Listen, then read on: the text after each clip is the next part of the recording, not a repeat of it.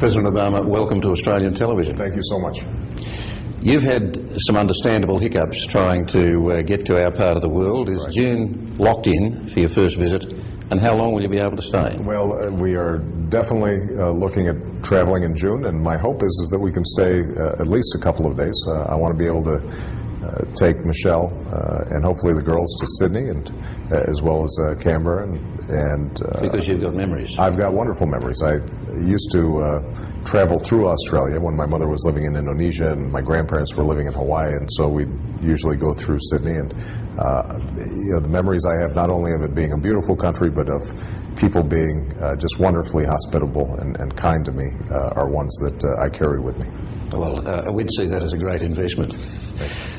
Presidents and Prime Ministers always talk about a special US-Australian relationship, and one of your senior State Department officials talked about a meeting of minds between you and Kevin Rudd. Is there a meeting of minds? I really do think there is. Kevin is somebody who I probably share as much of a worldview as any world leader out there. I find him smart, but humble. He works wonderfully well in multilateral settings, is always constructive, incisive, and I think he's like me, a pragmatic person. I think he comes to the job wanting to provide better opportunities, not just for this generation but for the next. But I think he's somebody who isn't an academic or just thinking about abstract ideas. I think he's constantly thinking in very practical terms about how to get something done. Afghanistan will obviously be on your agenda when you two meet. You once famously said of the war in Iraq, "I'm not opposed to all wars, I'm opposed to dumb wars." Right. Is Afghanistan now at risk of becoming a dumb war? No, I think Afghanistan is a necessary mission.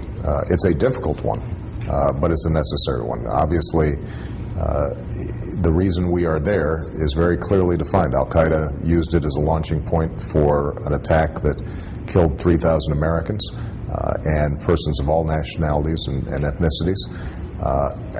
We have to root out the terrorist networks that are able to mount not just the sorts of attacks that we saw on 9/11, but also the sorts of attacks that we saw in Bali that had such a devastating attack on Australian nationals.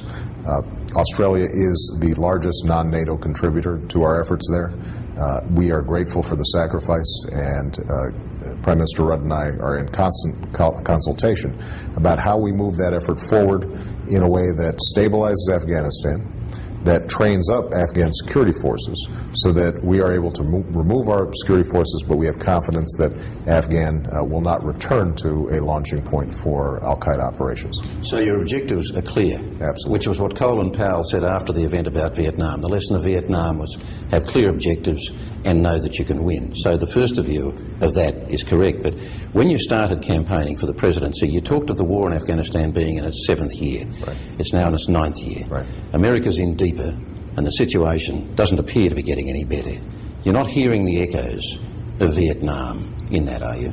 Well, I would dispute the notion that it's not getting better. I do think that what we've seen is a blunting of the momentum of the Taliban, which had been building up in the year prior to me taking office. I think that you have seen actually some reforms in the Karzai government that allow us to then actually get civilian help to ordinary Afghans, and that then builds trust in the government. So I think we've got some positive trends, but there is no doubt that this is a difficult task. And what I have said is that we need to begin drawing down our troops in 2011 and start handing over more and more responsibility to the Afghans. We can't be there in perpetuity. Neither the American people nor the Australian people should be asked to carry that burden any longer than it needs to be carried. How did you react when President Karzai's recently reported comments were first conveyed to you, that if he's put under more pressure, he might join the Taliban? Well, I don't take news reports of comments necessarily that seriously. I wait until I hear directly from a world leader.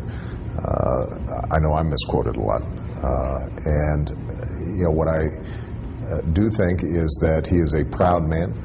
I think he has a strong sense of Afghan nationalism, and he's under a very difficult circumstance. Look, this is a country that has gone through 3 decades of extraordinary turmoil.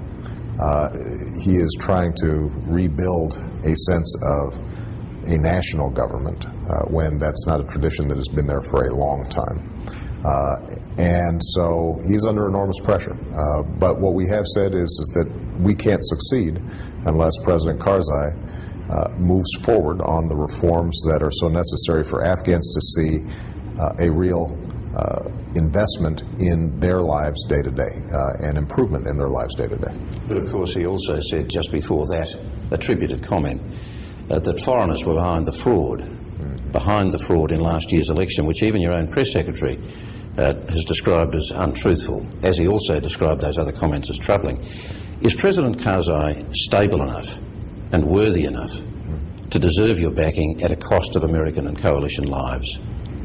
Well, I think that President Karzai is capable of leading his country into the 21st century and stabilizing it.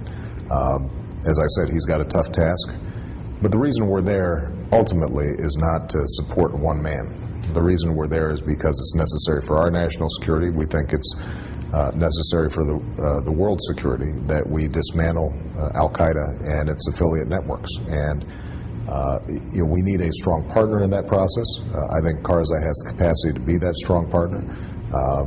And I think that we're going to have to keep on both respecting the sovereignty of Afghanistan and Karzai as the duly elected leader, but continue to put pressure on him to make the kinds of reforms and improvements that will not only mean success for us, but also ultimately success for him. Last question on Afghanistan. It was reported in Australia in March that General McChrystal, in a phone conversation with Australia's Defence Force Chief, quote, warned that the Rudd government's refusal to allow Australian troops to take the fight to the Taliban was impairing the war effort. Were you aware of the General's frustration, and would you like to see Australia doing more than it is? You know, I won't comment on the reports of this particular conversation. It's not one that came to me. I think that Australia has made enormous sacrifices and enormous investment, both on the military side and on the civilian side. They have been a very strong partner, and America is grateful for that. You've described nuclear terrorism as America's greatest risk in the short and long term, but climate change has also been described as the greatest single risk to humanity. You met Chinese President Hu on Monday. Did you two make any progress on climate change? Because surely the solution is largely in the end in your hands and his. Well, I would dispute that any two countries can dictate a solution here. We're going to have a investment by all nations in dealing with what I think is a very real problem. Australia has a significant carbon footprint, just like we do, and certainly per capita. Our two countries have some of the biggest carbon footprints. So we're going to have to make an effort. I think the Copenhagen Accord was progress, and by the way, Kevin Rudd's participation in that was critical in helping us move the ball down the field. What we have for the first time is all countries documenting the mitigation efforts that they're willing to make, and that's extremely significant. We're going to have to do more, though, and I know that both in the United States and in Australia there's a concern that somehow there's a conflict between economic growth on the one hand and dealing aggressively with climate change. What I've been trying to say here in the United States, and I would say to the world, is that if we focus our attention, our ingenuity, our innovative capacity on transforming from a fossil fuel based economy to a clean energy based economy, then potentially we can not only solve the problem of climate change, but unleash an enormous amount of economic growth for the future. But it's going to take some time, and there's going to be some transition, and people are understandably resistant. It is always difficult to make big changes like the ones required for climate change in the midst of a very bad economic crisis, and we've had the worst one since the 1930s. So I'm confident, though, that ultimately humanity has a way of responding, not always as timely as on as timely a basis as we'd like, but when we start facing down potential catastrophe, humanity adapts, and I think we will this time as well. Do you feel that